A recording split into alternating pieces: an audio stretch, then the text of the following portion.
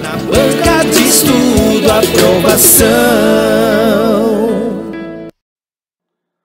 Olá pessoal, aqui é o professor Augusto Xavier e vamos iniciar aí mais uma aula. Eu gostaria de comentar sobre a questão da polaridade das ligações e das moléculas, falar um pouco sobre geometria molecular e falar de um dos assuntos que cai bastante, né, no Enem, que são a parte de ligações ou forças intermoleculares, certo? Olha só, na aula passada nós falamos dos tipos de ligação, né? Ligação iônica, ligação covalente, tá? E ligação metálica. Dentro da ligação iônica covalente, né, a ligação iônica ela é polar. Por que polar?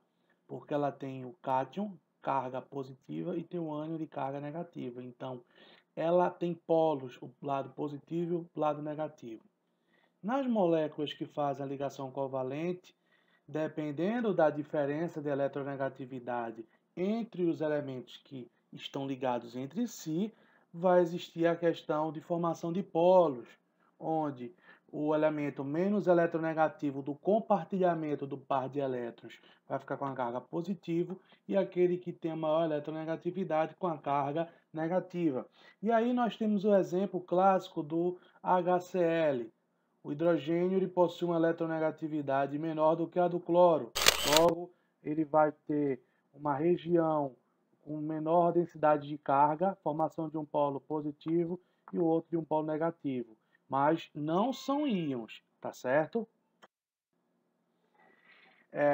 Olha só, existe a ligação covalente polar e apolar, e existe a polaridade da molécula, tá certo? Então, nem sempre toda ligação química polar, no geral, a molécula vai ser polar, nem sempre, tá certo? E para a gente entender isso, a gente tem que entender o lance do momento do dipolo elétrico, o vetor do momento dipolar, representado pela letra μ, que nada mais é do que a polaridade de uma ligação determinada através de uma grandeza chamada momento dipolar ou momento dipolo, que é representado por um vetor orientado no sentido do elemento do menos eletronegativo para o mais eletronegativo. Então, é como eu tinha explicado. Então, a gente tem aqui a seta do vetor em direção para quem? Para o elemento mais eletronegativo. No caso aqui do exemplo do HCl. Então, há o lance da polaridade das moléculas. Olha só, pessoal, quando nós temos moléculas diatômicas formadas pelo mesmo elemento, tipo O2, Cl2, H2, como são formados pelo mesmo elemento, então ele não vai ter a intensidade que um elemento puxa da ligação é o mesmo do outro. Então o momento de dipolo elétrico é zero, tá certo? Mas existem moléculas feitas CO2 que a ligação química, olha só, ligação oxigênio-carbono. Oxigênio, você sabe, ele é mais eletronegativo do que o carbono. Então, eu tenho uma seta, um vetor puxando para esse lado. Só que, no outro lado, eu também tenho um vetor puxando para o outro. E observe uma coisa. O átomo central aqui, que é o carbono, não apresenta pares de elétrons não ligantes. Quando isso acontece, eu não tenho uma deslocalização de carga. Então, a gente pode concluir que o vetor resultante é zero, tá certo? Não tem a formação de dipolo elétrico. Já numa molécula polar, como a gente já tinha visto do exemplo da ligação, o vetor momento dipolar resultante é diferente de zero. Então, por exemplo, a molécula de água. O hidrogênio e o oxigênio, né? O oxigênio está puxando as cargas, tanto de um como de outro. E além disso também, o oxigênio tem os dois pares de elétrons não ligantes. Não está aqui bem representado, mas ele existe dois pares, certo? Então o momento de dipolo elétrico ele é diferente de zero. Então a molécula polar. Então lembrando, nem toda ligação covalente polar, a molécula vai ser polar. Ela pode ser polar ou apolar. Vai ter que analisar como está a relação dos vetores resultantes, tá certo, pessoal? Então, para a gente entender melhor um pouco isso, a gente vai ver um pouco da questão da geometria molecular, né? Alguns exemplos de algumas moléculas. E tem muita relação para a gente entender a questão da própria geometria, mas o lance da polaridade com a distribuição dos elétrons naquela molécula. Então, a geometria é importante para a gente entender isso. Eu vou passando aqui melhor isso, tá? Bom, a geometria nada mais é do que o arranjo em 3D dos átomos dentro de uma molécula. E a gente tem que se ligar ao seguinte, a gente tem que representar bem, né, esses elementos, onde eles estão ali representados. Vai ter sempre o átomo central, que é menos eletronegativo, e os outros ao redor, né? E a gente tem que representar as ligações e os pares de elétrons não ligantes, que eles vão dar muita interferência na questão da geometria. Porque, pessoal, o elemento ocupa espaço. Os elétrons de um átomo, os elétrons não ligantes, por mais que estejam ali não fazendo ligação química, mas eles ocupam um espaço, tá certo? Então a gente vai ver direitinho isso. Olha só, pessoal. Primeiro exemplo de geometria molecular é a geometria do tipo linear, que são para moléculas diatômicas ou biatômicas. Toda molécula biatômica, seja ela polar ou apolar, elas vão ser lineares. Por quê? Porque elas apresentam um ângulo de 180 graus. Em moléculas triatômicas, onde o átomo central não possui pares de elétrons não ligantes, a gente vai ter também uma geometria linear. Então é o caso do CO2, tá certo? E nesse caso aí, ambas aí, tanto o Cl2 como o CO2 são moléculas apolares. Fiquem espertos. Olha só, quando nós temos aí moléculas com dois ligantes, tá? E que o elemento central ele possui pares de elétrons não ligantes, a gente tem o que a gente chama de geometria angular, tá? Aqui nós temos a molécula da água e, ao contrário do CO2, ela não apresenta uma geometria linear. E por que isso acontece? Simplesmente pelos pares de elétrons não ligantes.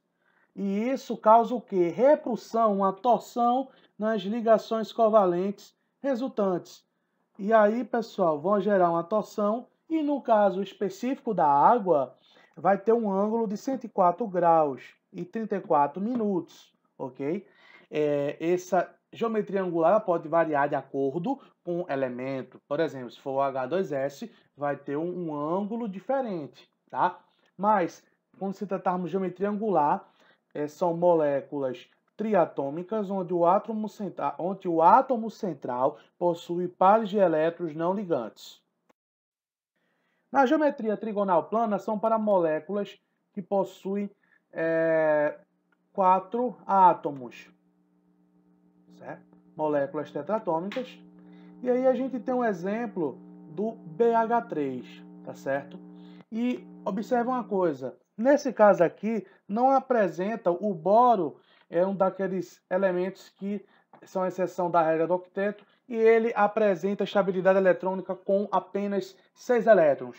Então, o átomo central, o boro, não tem elétrons não ligantes, então os hidrogênios estão ali separados de maneira equidistante, tá certo? E os ângulos entre eles, né, são de 120 graus, se assemelhando a um triângulo equilátero, tá certo? Uma outra coisa importante, pelo fato de termos aí isso aqui, a diferença da eletronegatividade boro-hidrogênio é praticamente nula, tá? E os vetores resultantes, e não apresentar pares de elétrons não ligantes, a gente vai ter aqui uma molécula apolar, tá certo?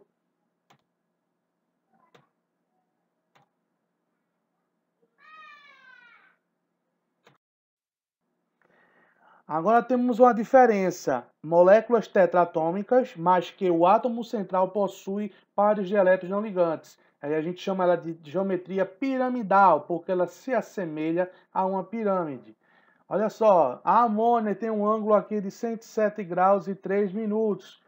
O nitrogênio, pessoal, possui um par de elétrons não ligantes e que ocupam um espaço, ok? Então ela se apresenta aí próxima de um tetraedro, porém não é um tetraedro propriamente dito, porque o tetraedro ela possui 109 graus os ângulos entre si. 109 graus e 5 minutos, que é a geometria tetraédrica, que são para moléculas pentatômicas, ou seja, formadas por 5 átomos, tá? E que o átomo central não possui elétrons não ligantes. E a gente tem um exemplo clássico aqui da molécula do CH4, vulgo metano. É molécula importantíssima. Então veja que os ângulos entre as ligações carbono e hidrogênio são iguais. E também ressaltando, essa molécula é uma molécula apolar, como a maioria dos compostos orgânicos no qual o CH4 faz parte. A gente vai ver isso de maneira mais aprofundada em química orgânica.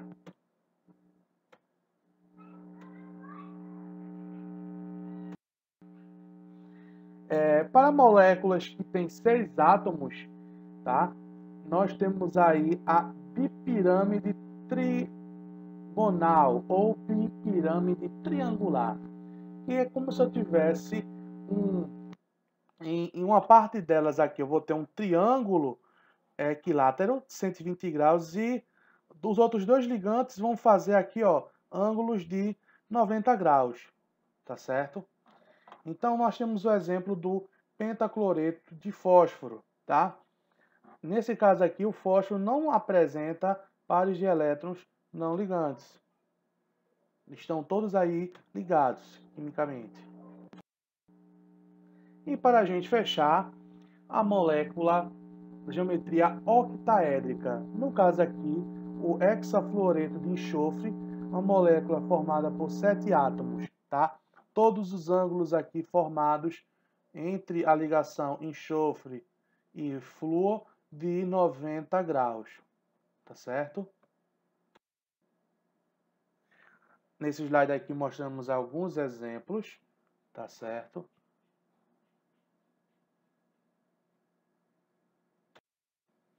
E uma coisa importante que você, fera, não deve esquecer é a questão solubilidade e polaridade. E uma regra muito importante: semelhante dissolve semelhante, tá certo? Que é o princípio da solubilidade. Então, olha só. Moléculas, substâncias polares, elas se dissolvem em substâncias polares, ou seja, eles têm polaridades próximas, iguais, semelhantes, tá? Então, um consegue se dissolver no outro. Então, um exemplo clássico, água com amônia, ou água com açúcar, ou água com sal de cozinha. Ambos são compostos que possuem polaridade, certo? Agora, a gente tem um exemplo aqui de substâncias apolares, que elas são só solúveis em substâncias apolares. Então, a gente tem um exemplo do CH4 com o iodo, tá? Eles conseguem se dissolver. Por quê? Porque eles são apolares.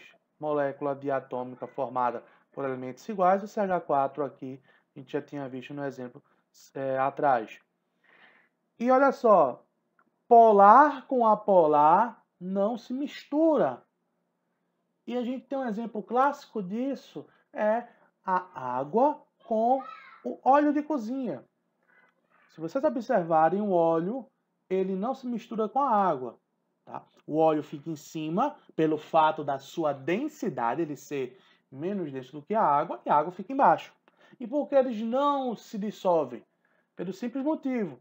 O óleo possui cadeias carbônicas que se assemelham com essa estrutura do CH4, são parecidas, tá?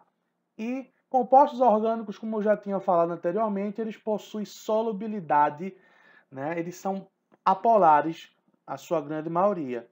Então, o óleo ele tem caráter apolar e a água caráter polar. E aí eles não se misturam, tá certo? Vamos lá. Vamos falar um pouco aí das forças intermoleculares. Pessoal, as forças intermoleculares, elas são importantíssimas, tá? Se não existissem forças intermoleculares, por exemplo, não existiria a questão dos estados físicos da matéria, tá? E aí nós temos aí 4 grandes forças intermoleculares, que são as dipolo instantâneo ou dipolo induzido, que são conhecidas como forças de Van der Waals ou forças de London. Temos a dipolo-dipolo, que são para moléculas polares. Existem as forças de ligação de hidrogênio ou pontos de hidrogênio. E existem as forças de um dipolo, tá certo?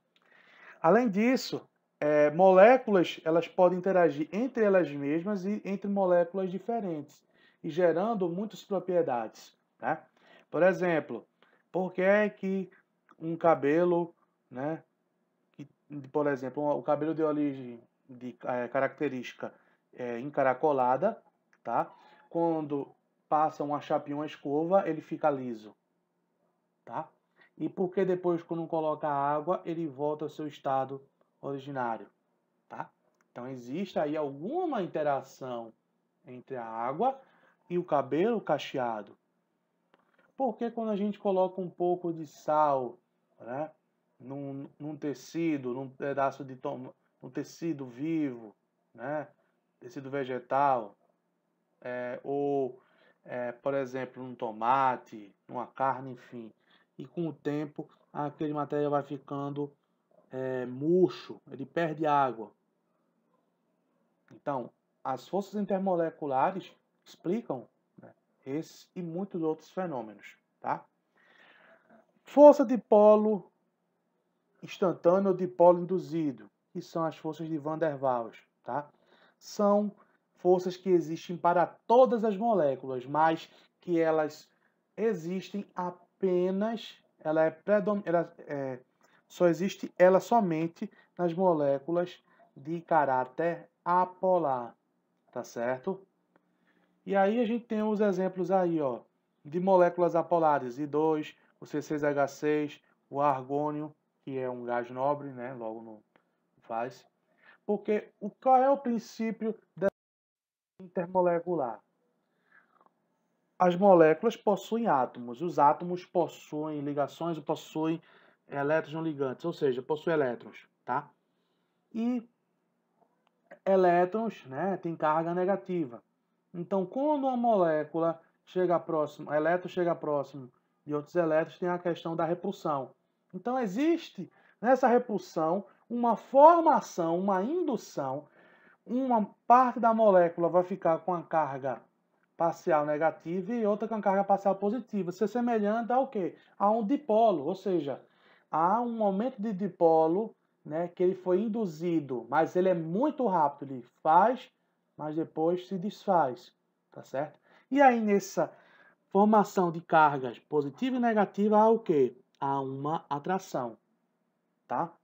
Mas, repito, existe um momento de atração e repulsão, e fica nesse jogo, tá certo? Então, por isso que eu falei que todas as moléculas possuem forças de Van der Waals, mas, repito, ela só para moléculas de caráter não polar, ela vai ser a única força atuante. A segunda força que eu quero falar são as dipolo permanente, que só acontece em moléculas polares. E aí a gente tem um exemplo do HCl, tá? O HCl é uma molécula polar, ou seja, tem uma região, um dipolo positivo e um dipolo negativo. E a atração dos dipolos, né, essas linhas em trastejado, tá? Que é a representação de forças intermoleculares. Então, as moléculas elas vão se unindo. Então, olha só, as moléculas de dipolo permanente, dipolo-dipolo, tá?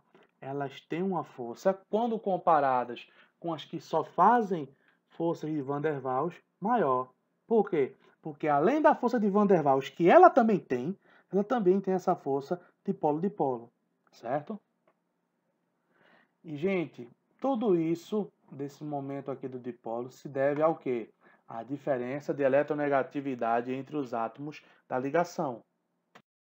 O lance do vetor resultante zero. O terceiro, e importante também, né, explica muitos fenômenos aí de origem biológica, é as pontes ou ligação de hidrogênio, que são moléculas polares, que tem que ter hidrogênio na sua estrutura, e que o hidrogênio esteja ligado covalentemente a um dos três elementos mais eletronegativos, que são o flúor, o oxigênio e o nitrogênio. Tá? Então, quando isso acontece, a gente tem aí um dipolo, tá? Só que ainda muito mais forte, tá? E esse dipolo muito mais forte, ele é chamado de ponte ou ligação de hidrogênio. Por que ele é muito mais forte? Porque os três elementos, flúor, oxigênio e nitrogênio, são os três elementos mais eletronegativos. E o hidrogênio não tem essa eletronegatividade toda. E logo, a diferença de eletronegatividade é alta, o efeito do dipolo elétrico ele é maior, logo vai ter uma força de atração muito maior. E aí, ó, a representação aqui do HF, tá? Onde os trastejados são as forças. A linha totalmente escura é a ligação química, então a gente não deve confundir, tá, pessoal? Sempre que tiver em trastejado, são forças intermoleculares. Na molécula da amônio, NH3 também, nós temos moléculas que fazem ligação de hidrogênio. E uma outra molécula importantíssima que faz ligação de hidrogênio é a nossa querida molécula de água, tá certo? E a água, ela é bem interessante porque ela forma, né, quando elas fazem todas as ligações no estado sólido, elas formam estruturas, né, entre as moléculas de água, cristais em formatos de hexágonos, tá certo? Os cristais de gelo têm esse formato. E associado, por exemplo, à água, a gente comentar aqui rapidamente, juntamente com a sua geometria angular e as ligações de hidrogênio que ela faz, quando ela passa para o estado sólido, em vez de se contrair, ela tem um efeito expansivo. Por que expansivo? Porque por conta justamente da geometria angular da molécula de água. E se vocês observarem, o gelo ele é menos denso do que a água líquida. Então, por isso que o gelo ele tende a boiar se ele estiver numa superfície com água. E a quarta e a principal força, né, é a força íon-dipolo, que é a interação entre dois ou mais moléculas, onde eu tenho um composto iônico, um íon, interagindo com uma molécula que possui um dipolo elétrico, ou seja, uma molécula polar. Pessoal, relembrando, ligação iônica, composto iônico, são solúveis em água. E quando estão em água, eles conduzem corrente elétrica. Por quê? Porque a água consegue separar esses íons, tá certo? O íon positivo e o íon negativo. Observe como estão, né, as posições da polaridade negativa, dos polos negativos, interagindo com o íon positivo.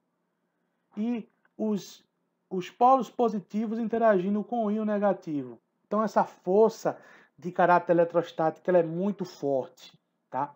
E ela é responsável por quebrar, né, a ligação, ela fazer o fenômeno da dissociação, quebrar o retículo cristalino e o composto iônico. E essa figurinha aí consegue representar melhor isso, né? A água, né, se solubilizando em compostos iônicos, né? O fenômeno da dissociação. E esse slide ele mostra a questão das forças intermoleculares. Então, as forças íon-dipolo têm mais força do que as pontes de hidrogênio, que tem mais força do que dipolo-dipolo, né? E as que fazem dipolo induzido. Então, é a questão das forças. né? A questão das forças intermoleculares, além da questão do estado físico da matéria, também explica por que alguns animais conseguem andar, né, em algumas superfícies, como por exemplo a lagartixa subir as paredes, lagartixa e alguns outros animais, tá? Está relacionado com a questão das forças intermoleculares, tá?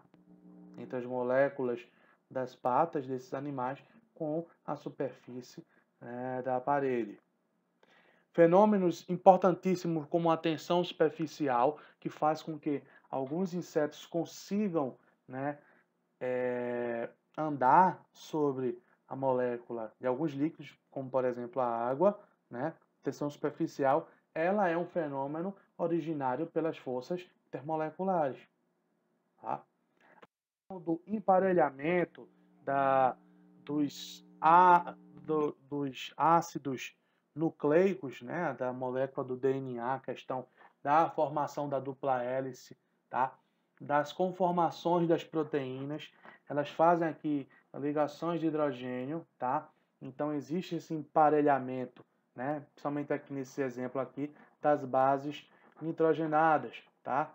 Onde a gente tem aqui a formação das pontes de hidrogênio, que essas estruturas, né, o DNA, como todo mundo sabe, ela é responsável aí pela questão da hereditariedade.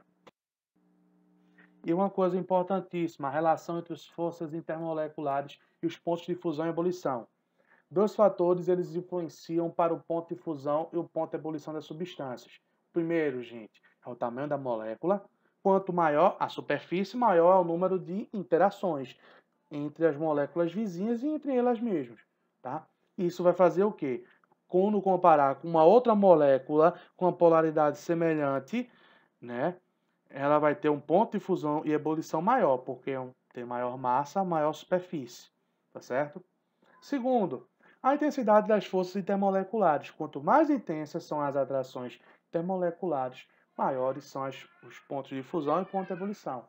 Então, por exemplo, se a gente comparar moléculas que possuem massas próximas, né, mas que fazem forças intermoleculares diferentes, por exemplo, CH4, metano e a molécula da água, elas têm massas próximas em termos de peso, mas a água possui ponto de fusão e ebulição maiores do que o CH4, tá certo?